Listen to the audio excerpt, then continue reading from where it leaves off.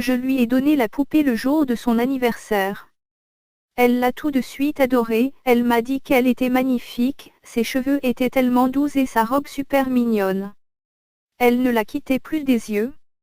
Durant la journée, elle l'asseyait sur la table pour qu'elle puisse la regarder en faisant le ménage. La nuit, elle la posait près du lit, pour qu'elle nous regarde, pendant notre sommeil, ses grands yeux bleus immobiles dirigés vers le lit.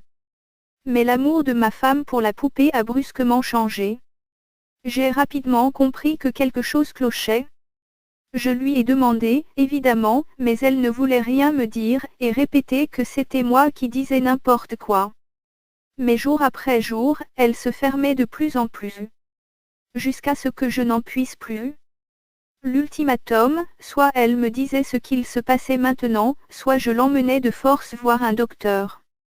Alors elle a cédé et lâché ce qu'elle avait sur le cœur. Elle m'a dit que c'était la poupée, qu'elle avait changé. Qu'elle avait l'impression de se faire constamment observer. Il semblait même que celle-ci bougeait. Ça m'a bien entendu inquiéter et j'ai décidé de jeter un coup d'œil à cette poupée. Elle était assise, immobile, sur la table de chevet dans la chambre. Ses grands yeux bleus fixes toujours aussi beaux. Je n'ai pas pu m'empêcher d'avoir un soupir de soulagement. Bien sûr qu'elle ne bougeait pas, c'était impossible. J'allais faire demi-tour lorsque j'ai vu un tout petit mouvement du coin de l'œil. Je suis retournée vers la poupée pour coller mon visage au sien et fixer ses yeux. Quelque chose bougeait. J'ai essayé de me concentrer, tenter de regarder plus près. Oui, incontestablement, il y avait un mouvement. Mais pas de l'œil lui-même, c'était juste derrière. Avant que je puisse enregistrer quoi que ce soit, l'œil est sorti de son orbite pour laisser sortir 10 petits asticots qui gigotaient.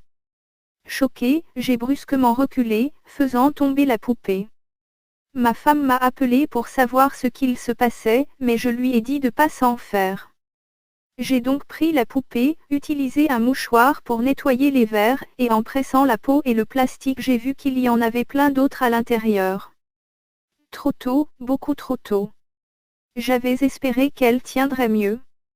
Je vais devoir lui en trouver une nouvelle, peut-être la garder en vie au début pour qu'elle dure plus longtemps.